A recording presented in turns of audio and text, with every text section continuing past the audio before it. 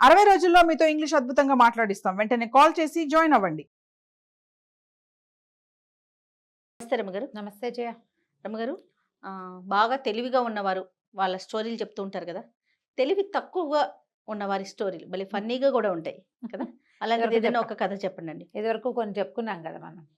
ఓ ఊళ్ళో పానకాలని ఒక ఆయన ఉండేవాడు. ఆయన అనుకోండి, ఒక కుర్రాడు అనుకో. హుహు. వాడు ఏదో కొంచెం సుమారుగా ఉండేవాడు. అంత తెలివైన వాడు కాదు. ఒట్టు వెరుబాగులాడా అనేవాళ్ళు వాళ్ళ ఊళ్ళో.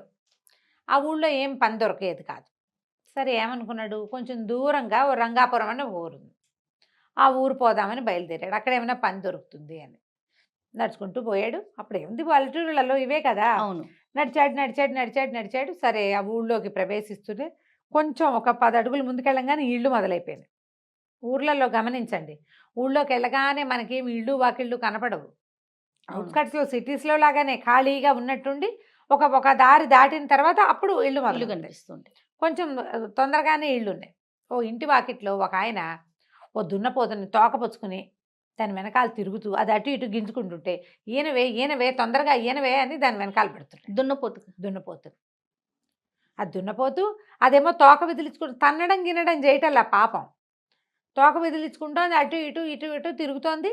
ఎప్పటికీ ఇంతవే 100 రూపాయలు పోసుకొన్నాను నేను నిన్ను, నీ మొహమండా అని తిడుతున్నాడు దాన్ని. ఆ! అక్కడి నుంచి ఆ తోక విదిలించుకోవడానికి ట్రై చేస్తోంది. ఇది చూస్తున్నాడు. వీడికి చూస్తూ చూస్తూ వాళ్ళకి అప్తే రేపు ఎంతుంది ఏమిటి అని చూస్తున్నాడు. వీడి తెలివితేటలు అవి. ఆ! అక్కడి నుంచి ఏం చేశాడు, ఛీ నీతోటి ఇట్లా కాదు, నిన్న రాత్రే నువ్వు పిల్లని పెడతావని చెప్పాడు నిన్ను నమ్మినవాడు. పెట్టలేదు నువ్వు, హ్మ్. ఇవాళ కూడా పెట్టట్లేదు. పద నీ సంగతి చెప్తా అని ఆ దున్నపోతు పలుపు వెప్పుకుని బయలుదేరాడు. అదేమిటో వ్యవహారం చూద్దామని ఈ పానకాలు వీడు ఏ పని మీద వచ్చాడు, పని కోసం వచ్చాడు. తన దారిని దాన్ని పోవాలా, పోకుండా ఈ దున్నపోతు వెనకాల నడుచుకుంటూ పోయాడు. అక్కడి నుంచి ఈ దున్నపోతు వాడు, ఈ కుర్రాడు అక్కడ ఎవరింటికో వెళ్ళాడు. ఆ ఇంటి తలుపు కొట్టాడు. ఆ ఇంట్లో నుంచి ఒక ఆయన బయటకు వచ్చాడు. నీ దున్నపోతు నువ్వు తీసుకో, ఇది దూడని పెట్టట్లేదు అన్నాడు. అనేసరికల్లా ఆయన అటు ఇటు ఇట్లా తిరిగి ఇటు వచ్చాడు. వచ్చి దాన్ని తోక పట్టుకుని ఇట్లా చూశాడు శ్రద్ధగా. చూశాక, ఇది నా దున్నపోతు కాదు, నేను అమ్మింది కాదు ఇది. ఎందుకంటే నేను అమ్మినప్పుడు దీని తోక మీద ఒక జోరీగా ఉండాలి, ఇప్పుడు లేదు కాబట్టి ఇది అది కాదు అనేసరికి, కాదు నేను అబద్ధాలు చెప్తాననుకున్నావా, నువ్వే అమ్మావు, నాకు తెలుసు కదా. మీ వాకిట్లో మా వాకిట్లో నేను ఒక దున్నపోతుని అమ్మాను, నీకే అమ్మాను. కానీ ఈ దున్నపోతు ఖచ్చితంగా అది కాదు. నేను అమ్మిన దున్నపోతు తోక మీద జోరీగా ఉండాలి, ఇప్పుడు లేదు కాబట్టి ఇది కాదు. నేను అబద్ధాలు చెప్తానంటే మా ఇంటా వంట లేదని వీడు, మీ ఇంటా వంట మాత్రం ఉందా అని వాడు, ఇలాగా చెడామడా పొట్టాడుకున్నారు. ఒక 25 మంది చేరారు. ఎప్పటికీ తెగటల్లా ఆ మాట. ఇదేనంటాడు వాడు, ఇది కాదంటాడు వీడు. మన పానకాలు కూడా చూస్తూ నుంచున్నాడు. ఆహా ఏమిటో భలే బాగుంది కదా కొట్లాట అని. ఆ చుట్టుపక్కల చేరిన వాళ్ళు ఏం చేశారు, ఎవరో బాణాకర్రలు పుచ్చుకుని పొలం వెళ్తూ, అరే ఏమిట్రా ఎంతసేపని కొట్టుకుంటారు, కొట్లాట తేలద్దు, ఇదిగోండి తీసుకోండి అని చెరుకోకర్ర ఇచ్చి కొట్టుకోండి. ఊరంతా తెలివిగల రమ్మగారు. అవును. అక్కడి నుంచి కర్రలతో టపా టపా కొట్టేసుకున్నారు. కర్రల యుద్ధం మొదలైంది. జనం అంతా దూరంగా జరిగారు, వీళ్ళు పోట్లాడుకోవడానికి వీలుగా చూస్తున్నారు. ఇంతలో ఏమైంది, సగం కొట్లాట అయిన తర్వాత ఎవరికి దెబ్బలు తగలకుండానే ఈ కర్రలు కాస్త పుట్టుకుని విరిగినాయి. కత్తులు అయితే విరగవు, అదే కదా. కర్రలు విరగవు, కొట్టేసుకుంటే విరిగేసరికి ఆ కర్రలు ఇచ్చిన వాళ్ళు ఉన్నారు. అవురవరా ఫోన్లే మీరు కొట్లాడుకుంటున్నారు కదా, వీలుగా ఉంటుందని కర్రలు ఇస్తే మీరు కర్రలు కాస్త విరిచేసారా, మీ సంగతి చెప్తామని ఆ వాళ్ళు రే కొట్టండ్రా వెళ్ళిన అందరూ కలిసి దుమ్ములో పొరలాడి చిచ్చిత కొట్టేస్తారు ఇద్దరిని. అక్కడి నుంచి వీడు వాడు లేచి చూసుకున్నారు. అందరు వెళ్ళిపోయారు. ఊళ్ళంతా దుమ్ము, ఎట్టంతా దుమ్ము. సరే ఇళ్ళకి వెళ్ళి స్నానాలు చేసి మంచి బట్టలు కట్టుకుని వచ్చి మళ్ళీ నుంచున్నారు. ఓ!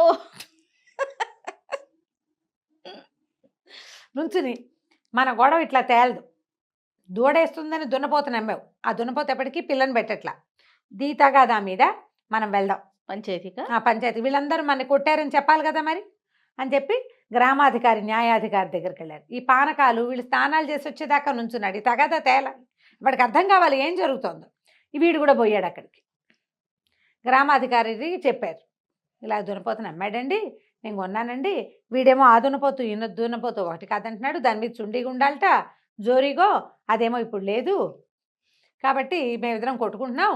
మేము కొట్టుకుంటుంటే ఊళ్ళో వాళ్ళు వచ్చి మాకు చెరుకోకర్ర ఇచ్చారండి, కర్రలు కాస్త విరిగిపోయాయండి, మా కర్రలు విరిచేస్తారని వాళ్ళంతా మమ్మల్ని దుమ్ముల్లో పొరలాడించి కొట్టారండి. రంగయ్య, భూషయ్య, రామయ్య, సిద్ధప్ప అని 10 పేర్లు చెప్పారు. గ్రామాధికారి కొళ్ళు మండిపోయింది. ఏరా వెధవల్లారా, వాళ్ళు కొట్టారని చెప్తున్నారా, ఏది మీరు ఇంత శుభ్రంగా ఉన్నారు? ఇలాంటి తీర్పులు నేను చెప్పాను, అరే వీళ్ళిద్దరిని చితకొట్టేయండి రా అని.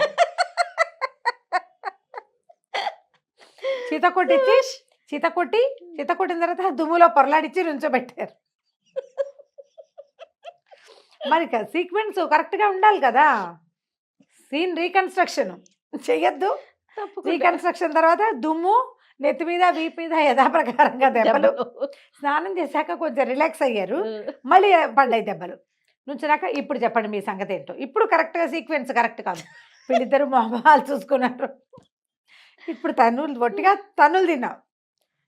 దున్నపోత సంగతి చెప్తే ఇంకెన్ని తన్నులు తినాల్సి వస్తుందో తీర్పు కోసం. వద్దులే వెళ్ళిపోదాం అనుకున్నారు, సైకిల్ చేసుకున్నారు. సరేలే ఏం చేస్తామని ఎవరి దారిని వాళ్ళు బయలుదేరారు. మన పానకాలు కూడా వాళ్ళ వెనకాల బయలుదేరి ఆ మొదట దున్నపోతును కొనుక్కున్నవాడు ఉన్నాడు కదా, వాడిని అన్నాడు, ఎందుకన్నా ఇంత గొడవ, దూడని ఇవాళ వేయింది రేపు వేయదు, 2 రోజులాగా అదే పెడుతుంది దూడని. దున్నపోత అనగా ఏముంది, దూడని పెట్టక అదేం చేస్తుంది, రేపో ఎల్లుండో పెడుతుందిలే, అనవసరంగా ఇంత గొడవ చేసుకుని దెబ్బలు తిన్నావు నువ్వు అనేసరికల్లా వాడు సంతోషించాడు.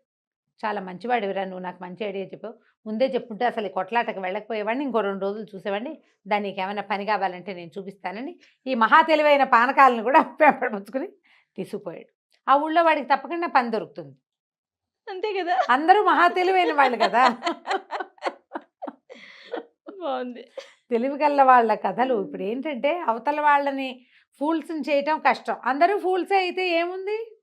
ఇలాంటి ముల్లా నసరుద్దీన్ కథ కూడా ఒకటి ఇలాంటిది ఉంటుంది. ఆయనకి గాడిదలు ఉన్నాయట నసరుద్దీన్కి. పక్కింట్లో వాళ్ళు ఎవరో ఒక ఆయన మన ఇంట్లో ఏదైనా 2-3 బళ్ళు ఉన్నాయి అనుకో, పక్క వాళ్ళకి అవసరం వస్తే మీ బండి తాళాలు ఇవ్వండి అని అడగరు. అవును. కంచర్ గాడిదలు 2-3 ఏమో బయటికి పంపించేశాడు. వాళ్ళ అబ్బాయి వాళ్ళు వేసుకెళ్ళిపోయారు. ఒక్క గాడిద పక్కింటి ఆయన వచ్చాడు. వచ్చి, ముల్లా గారు నేను బయటకు వెళ్ళాలి, మీ గాడిదని కొంచెం అరివిస్తారన్నాడు. లేదు మా ఇంట్లో మా గాడిద అన్నాడు.